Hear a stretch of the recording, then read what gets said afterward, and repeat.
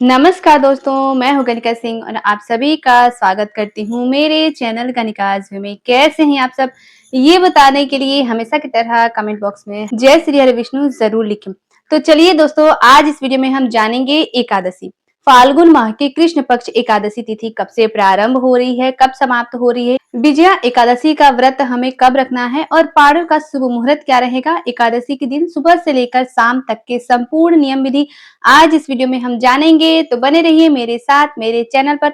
अगर आप सभी के लिए वीडियो हेल्पफुल होता है तो प्लीज एक लाइक जरूर करें। इसके साथ ही मेरे चैनल को सब्सक्राइब करके बेल आइकन को प्रेस कर दें ताकि मेरी आने वाली वीडियो की सभी नई नोटिफिकेशन आप सभी के पास सबसे पहले पहुंचे। तो चलिए हम वीडियो को शुरू करते हैं। सबसे पहले तो एकादशी का व्रत भगवान श्री हरि विष्णु को समर्पित होता है। इस दिन पे भगवान श्री हरि विष्णु की हम पूजा पाठ करते हैं, उनकी आराधना करते हैं और माना जाता है कि व्रतों में सबसे सर्वश्रेष्ठ व्रत एकादशी का ही होता है। अगर भगवान श्री हरि को प्रसन्न करना हो तो एकादशी का व्रत हमें जरूर धारण करनी चाहिए। तो चलिए सबसे पहले तो हम जान लेते हैं कि एकादशी के दिन पे किन किन बातों का हमें ध्यान रखनी चाहिए। तो जैसा कि एकादशी का व्रत 3 दिवसीय होता है, 3 दिन से प्रारंभ होता है, यानी कि 10वीं तिथि से प्रारंभ होकर द्वादशी तिथि पर यह समाप्त होता है।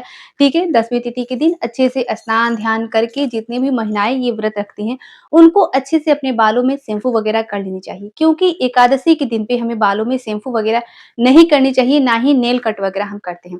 ठीक है, तो 10वीं तिथि के दिन ही अच्छे से हमें स्नान ध्यान कर लेनी है। इसके बाद हमें जो है वो लहसुन प्याज मसूर की दाल इन सब चीजों का त्याग कर देना है। 10वीं तिथि के दिन से ही हमें जो है वो शुद्ध और सात्विक भोजन करनी चाहिए। कुछ लोग जो है वो 10वीं तिथि को रात्रि में चावल का सेवन नहीं करते हैं, कुछ लोग करते हैं, तो आप लोग ये चीजें जो है वो देख लीजिएगा। ठीक है, दूसरी चीज क्या है कि एकादशी के दिन पे कभी भी तुलसी पत्र का चयन हमें नहीं करनी चाहिए, यानी कि तुलसी पत्र हमें नहीं तोड़नी चाहिए। ना ही एकादशी के दिन हमें तुलसी जी में जल चढ़ाने चाहिए। ठीक है, एकादशी और द्वादशी दोनों ही दिन हमें तुलसी पत्र नहीं तोड़नी चाहिए, ना ही तुलसी जी को छूनी चाहिए, ना ही तुलसी जी में जल हमें चढ़ानी चाहिए। ठीक है ना, तो 10वीं तिथि के दिन ही हमें जो है वो तुलसी जी में जल चढ़ा देनी चाहिए और तुलसी पत्र तोड़कर हमें एकादशी के लिए रख लेनी चाहिए, क्योंकि एकादशी का व्रत बिना तुलसी पत्र के अधूरा माना जाता है। कि भगवान श्री हरि विष्णु के भोग में अगर हम तुलसी पत्र नहीं चढ़ाते हैं तो वो अधूरा होता है।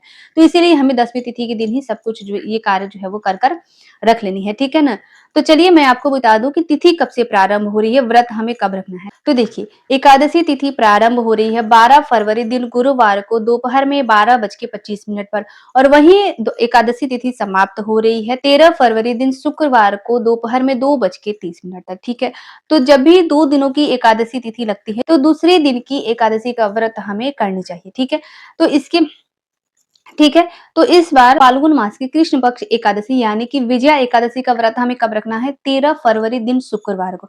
ठीक है, और 12 फरवरी दिन गुरुवार को हम 10वीं तिथि मनाएंगे।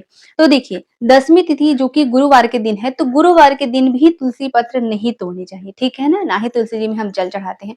तो बुधवार के दिन ही हमें जो है वो तुलसी पत्र तोड़कर रख लेनी है और बुधवार के दिन ही हमें अपने बालों को अच्छे से धो के जो है वो जितनी भी महिलाएं हैं बालों में शैम्पू वगैरह करके स्नान ध्यान कर लेनी है, क्योंकि गुरुवार के दिन भी बालों में शैम्पू वगैरह नहीं किया जाता। ठीक है, आई बात समझ में। एकादशी के दिन सुबह सवेरे जल्दी उठकर स्नान ध्यान करके हमें सबसे पहले तो भगवान सूर्य देव को 1 लोटा जल चढ़ाने चाहिए।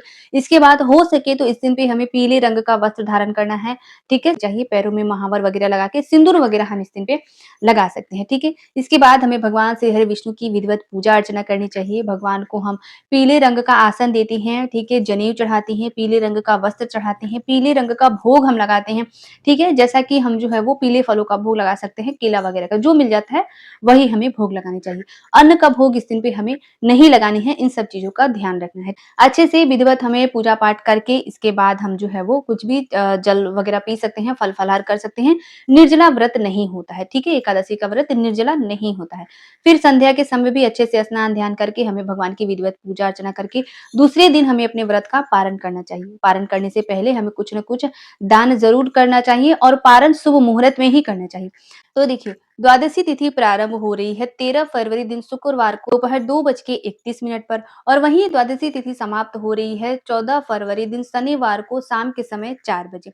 ठीक है? एकादशी व्रत का पारण का शुभ मुहूर्त जो रहेगा वो सुबह 7 बजे से शुरू होकर 9:11 पर समाप्त होगा। ये जो समय है ये शुभ मुहूर्त है, इसी समय पे हमें अपने व्रत का पारण करना है। ठीक है? पारण करने से पहले स्नान ध्यान करके हमें पूजा पाठ ज़रूर करनी है, कुछ न कुछ दान हमें ज़रूर करना है, अन्न दान हम कर सकते हैं। ठीक है ना? इसके बाद हमें व्रत का पारण करना है। भोजन इत्यादि ना बना हो तो तुलसी पत्र और गंगा जल से भी हम व्रत का पारण कर सकते हैं, ठीक है? आई बात समझ में? तो आशा करती हूँ आज का वीडियो आप लोगों के लिए बहुत ही हेल्पफुल होगा। वीडियो अगर हेल्पफुल होता है तो प्लीज़ एक लाइक ज़रूर कर दें। इसके साथ ही मेरे चैनल को सब्सक्राइब करके बेल आइकन को ज़रूर प्रेस कर दें, ठीक है? ताकि मेरी आने वाले वीडियो की सभी नई नोटिफ़िकेशन आप सभी के पास सबसे पहले पहुँचे। तो मिलती हूँ मैं आप सभी से फिर एक नई वीडियो में, तब तक के लिए नमस्कार।